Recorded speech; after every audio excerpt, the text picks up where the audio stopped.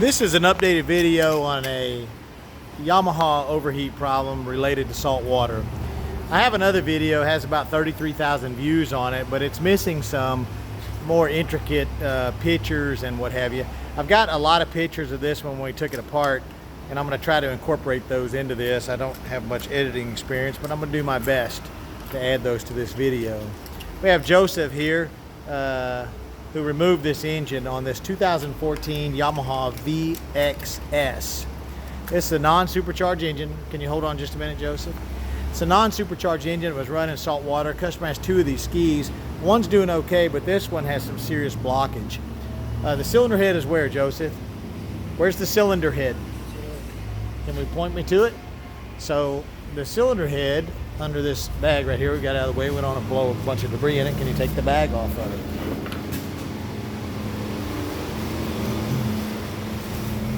Okay, so here's our double overhead cam Yamaha cylinder head. Now we're going to, in the other videos, you know, we showed that we're unblocking these holes that are up inside there. See that hole right there? Those get crusted up and block this whole cavity. This cavity doesn't have a hole in it, and this cavity doesn't have a hole in it. Water goes into the manifold via this hole right here and that hole right there, and it circulates around inside the manifold and you know, covers those cavities and helps cool it. That's the number one cylinder. The number two cylinder has one hole in it up in there, if you can see it, right there. And that works the same way. That's it on the number two cylinder. The number three cylinder also has one hole, and you can see here it's got a little bit of clogging. No, it's okay. That one's open. Now we clean these with the engine in the ski, and we just scratch out that rough area around there of that hole and that hole over there. I'm going to use your pointer, please. And so that's the number three cylinder. So the number three only has a hole right there that feeds it. The number four, get over here, Joseph, a little bit more. The number four has two holes also. It has one up here, and you can see there's a little clogging in there already, and this one down here. That's it. So let's start from the front again. The number one has two holes, one right there and one at the bottom on the exhaust side, and the number two hole has one hole only right there. The number three hole has only one hole right there, and the number four again has two holes, one there and one over here. I'm sorry, shine the light in there a little better. Back the light up. Yes, right there, right there. Okay, so that's the cylinder head on that side. The bottom side of the cylinder head, let's flip this up a little bit. Quickly, my phone's dying. I don't know why this camera will not autofocus. Let's see if I can correct it. Flip it up, you're not going to hurt it. The cams are holding the lifters in. You want to make sure that you put the camshafts back in after removing, and just put a couple of caps on to hold the camshafts in place. And that'll take care of that, so you won't lose the lifters, because the lifters have lash caps in them, and they're made for each cylinder. I'm having to refocus this camera every single time I move, so I apologize for any fuzziness. So this is the bottom of the cylinder head, and if you see, I'm gonna get a little close up here, we've got corrosion blocking these water passages. Now that's pretty serious, but the head gasket is not open there, okay? But that's some pretty serious blockage underneath the cylinder head, so you may want to remove the cylinder head. Also, we have a little damage around the edge right there. It's a little bit of damage that you may want to address. That's not bad. So long as the gasket covers it, it's going to be fine. Okay, so we want to really clean this cylinder head out the best we can. That's the number one, number two, and number three. And you can see they're all pretty well clogged up. So we're going to make sure that those are really just as clean as we could possibly get them. Now let's go back over here to the engine.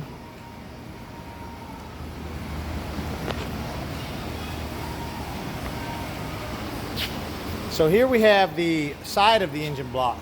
Now this is a side manifold for cooling passages going to the cylinders.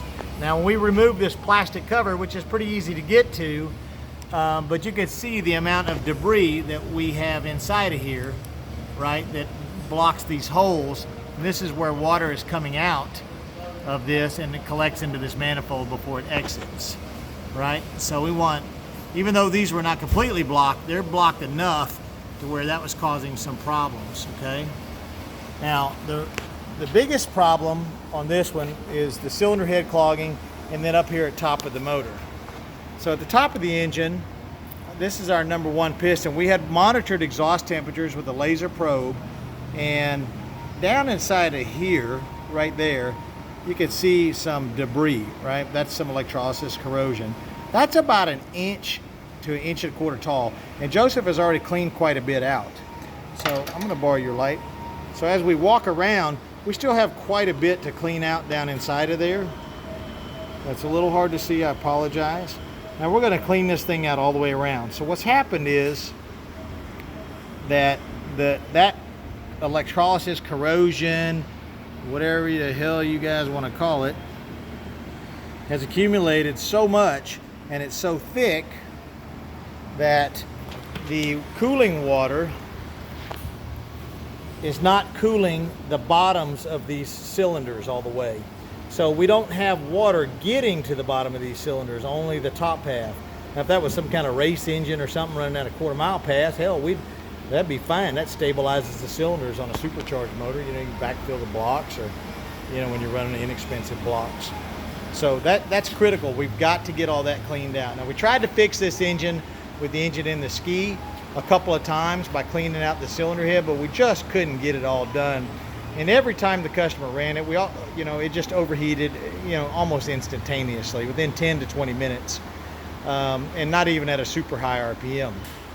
We did investigate this oil cooler, and you would think that the oil cooler would look just as bad, but the oil cooler is actually spotless inside, which is a little perplexing. Don't quite understand. I guess it's just not building up a lot of sediment, and it's in really good shape.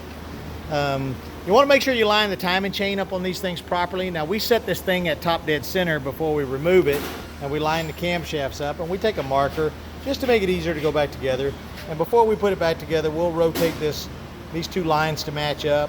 So when we put our camshafts in, which I've got a picture of the lineup that I'll try to post into this video and show you how those line up. It's really quite simple. It just takes a few minutes to not make an error. All right, on the other side of the engine, which we're going to call the starboard side of the engine, we have an anode that protects it against corrosion. Yeah, right. So if you'll reach in that box over there, Joseph, or get that box over here. So when we remove that anode, this hole here is supposed to have water in it, okay? And as you can see, it's just full of corrosion. Now, some of that is the anode itself, which is this little dude right here, okay? This is our sacrificial anode. Now we're gonna wanna replace that, right? We're gonna wanna, you can move the light off of it. We're gonna wanna replace this, but it's doing its job, but unfortunately it's just so much that most of this anode is gone. You know, it's gone. This is buildup. The anode is underneath this. Over here we also have where the temperature sending unit goes, okay? Factory Yamaha temperature sending unit, very expensive, hard to get to, underneath the intake manifold. It doesn't go to a water passage. So if anybody says, oh man, that's probably clogged up because the temperature sender hole is clogged. Let me see the light. Damn it, this phone. The temperature sender hole is just around aluminum. That's a dead end hole. So it doesn't get, that's dielectric grease you see inside of there, which is critical to have inside there. So that if your temperature sender is reading an overheat, your temperature sender is accurate. Occasionally we've seen them, where the sender was bad after they've been cooked too many times. You also have a temperature sender in the exhaust itself. So again, you may have to pull the motor, which is a whole lot easier than you think. Pull the motor out. How long did it take to pull this motor out? Couple hours, right? Yeah. So a couple hours and a little bit of help to get the motor out, and then get it on the bench, set up your top dead center, make sure your number one piston is up all the way. You can stick a little screwdriver down in the hole to feel it, roll that around, check the camshaft alignment holes, make sure they're lined up on the caps on the head, which I'm going to show you, and disassemble it. Keep some rags and such, stuck in areas where oil might go. There's some passages. You're going to get some debris inside of there, and that's just the way it is. Ultimately, it's not going to hurt anything so long as you change your oil thoroughly and maybe put an hour runtime on it, go service the oil one more time, and you're going to be fine. You know, while you got the engine out, if you've been dipping these things in salt water frequently, you want to go ahead and take a look at the front case, the rear case, the front case, I apologize, and the oil pump housing, because they're kind of prone to having some electrolysis attack at the bottom of them. So here's the bottom of this oil pump. So right there on the very bottom where that bottom bolt is, in this seam area, they can corrode to hell, and the oil pump can actually leak. We've seen that on them before, where there's salt water standing in the ski, you know, up a little bit, and tell him please don't start that boat. And you have some electrolysis attacking the oil pump. So while you got it out, check the oil pump body at the bottom, check your oil pan, make sure everything on the bottom of the engine is good, because if you're gonna fix it, that's the time to do it. You can see the components. We've got the valve cover here, we've got the intake manifold off, we've got the air breather, air crankcase ventilation system off, and this is all the nuts and bolts that go to it. The timing chain tensioner is absolutely critical to install properly before just assuming your cam timing is perfect. You have to get this in, double check your cam timing, roll the engine over by hand, and verify your cam timing is fine before you just rock and roll. Okay, I hope that helps a little bit more in depth. So Joseph's going to take quite a few hours here, and this handy dandy snap-on air blower, and this screwdrivers and picks and just whatever else you can find that you go down there. You do not want to use a hammer and a screwdriver or any air tools. You're just going to have to go in here by hand and clean these things out carefully and gently, and it can take you a few hours, and that's just life. But you know what? You don't need to replace the motor, which is way too expensive. So Joseph, what do you think? Peace? Did you say peace, Joseph? All right, Joseph, good job. Keep it up, keep cleaning, and don't blow that shit everywhere, okay?